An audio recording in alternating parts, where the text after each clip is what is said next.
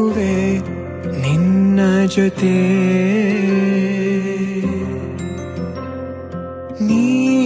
ನೀನಾಗಲು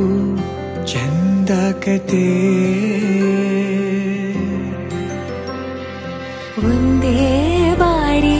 ನಾ ಸೋತ ನಿನಗೆ ನೂರು ಗೆಲುವ ತಂದೆ ನನಗೆ